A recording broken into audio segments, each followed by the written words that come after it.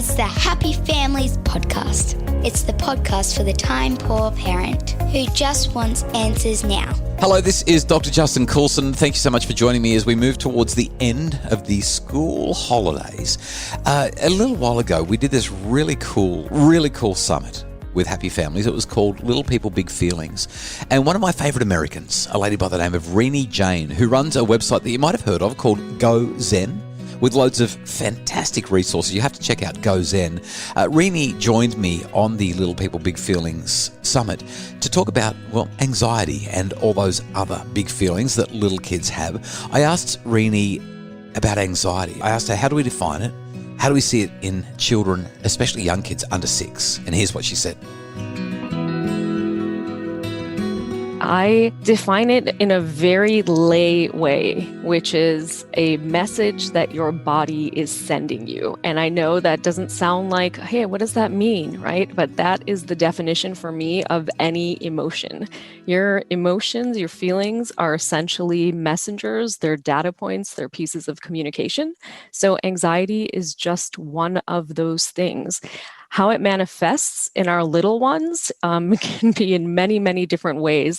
Most of the time, a child under the age of 6 is not going to say, I'm feeling anxious, right? We're going to see it manifesting perhaps in a meltdown. Maybe they'll say, my tummy feels funny. Maybe they'll say, I'm having a hard time sleeping. So there can be many, many manifestations of it. But it's a feeling, right? So anxiety, like many, many other feelings on the spectrum of human emotions, is just another one of our feelings that appears. The fact that it's just this information coming through feelings to a child, some children get very, very anxious about their anxiety, and some parents get very, very anxious about their children's anxiety. When does anxiety become a problem? Because the reality is all of our feelings kind of do exactly what you're talking about, right? They convey this information to us. Mm-hmm. But anxiety becomes problematic sometimes, and at other times it's actually perfectly healthy. It's normal. It's actually functional rather than dysfunctional. Where's that line? How do we know?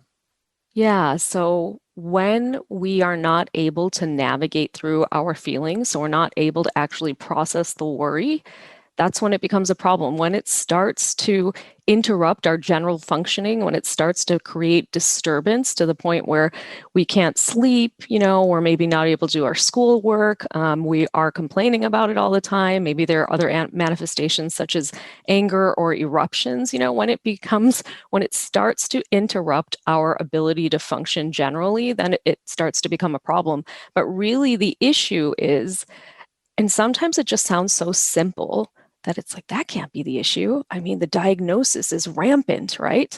The problem is pervasive. It's a global epidemic, frankly, anxiety. But really the issue is their unprocessed emotions, right? We're having these flare-ups of worry, and that triggers a flare-up of worry, as you said, Justin, within the parent. Oh my goodness, my child is worried. So now I'm worried. And so we start to do things like quash the worry, run away from the worry, ignore the worry, right? We don't sit with it. We don't listen to the message it's sending. We don't try to figure out, what signal am I getting? What should I do with this worry? We think it's something wrong with us. And so that's when it starts to become a problem, when it's not processed. There's so many different directions that I want to take that last comment, and I'm going to try to tease them apart bit by bit. The first thing that really stands out to me is you're talking about it's an unprocessed emotion. And yet for our little people, for our children, children under 5 or 6, every emotion is unprocessed, isn't it? They don't really have the developmental capacity to process their emotions. What's so funny? I actually think they come into the world as masters at emotional processing, because when you see a very young child, you will see that they can go from 0 to 100, in a moment. Like, Sure. Let's take an example of 2 siblings fighting with each other, right? They're fighting over a toy, they're yelling at each other, they're screaming, maybe one of them's in the corner. And then 3 minutes later, they're best friends. That is the ultimate ability to process the emotion. The emotion actually comes into them. It's temporary. They feel it. They show it, right? So there's the manifestation of the emotion, and then it passes. So for many of us, it is unprocessed because we don't allow it to pass. We don't allow the feeling to come into us, send the message, and then interact with it, right? There's no relationship. We basically try to ignore it or get rid of it. So I actually think in their own way, and I know what you're saying, they don't know how to process these big feelings. They might not know what to do with them, but I feel like they can naturally process them if we as parents allow the space for it and then facilitate the processing.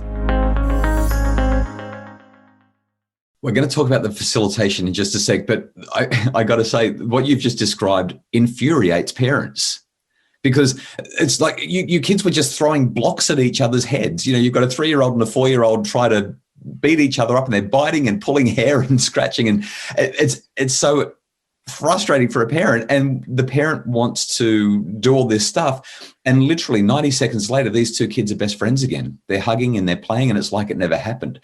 They've processed their emotions. They've done their own conflict resolution. They've figured it out. Yeah. Meanwhile, our hair has turned completely gray. Right. Yeah. They're in the moment. They're having the emotion, and then they seem to move through it and get on with life.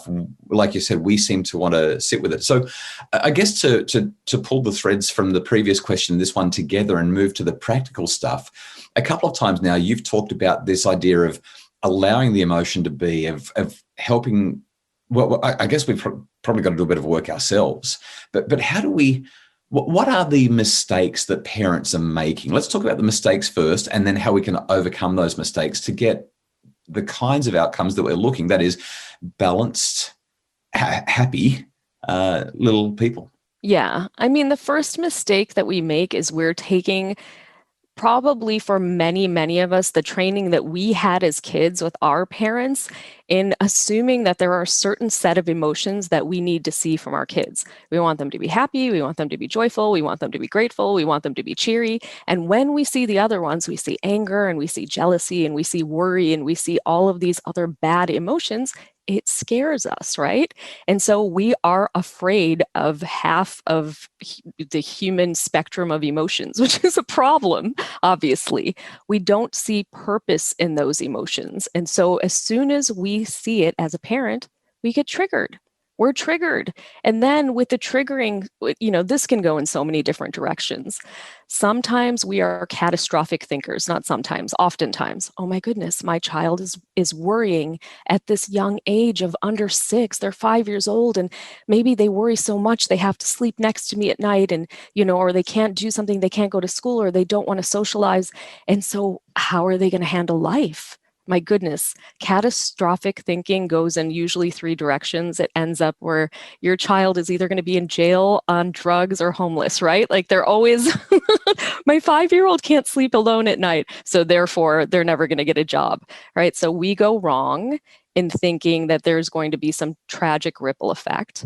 And we are, again, based on our own conditioning of being scared of these big feelings, they make us incredibly uncomfortable. So the messaging that we're often sending to our kids with great intention, and trust me, I have a 7 and 8-year-old, and they are very loud, spirited kids with big feelings, right?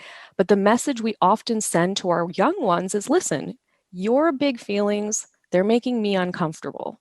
I would like you to go into a calm down corner. If we're very conscious, we're not putting them in timeout, we're in a time in, right? And go get rid of those big feelings and come back when you have the feelings that I'm more comfortable with. So the first message that we need to send our kids is, your feelings are valid. I can hold space for them. I can handle them. I understand that when you're dysregulated, that you need me to lean on. You need my regulation. You need to borrow mine. But I can only do that if I'm able to stand strong in my own understanding that this is all okay.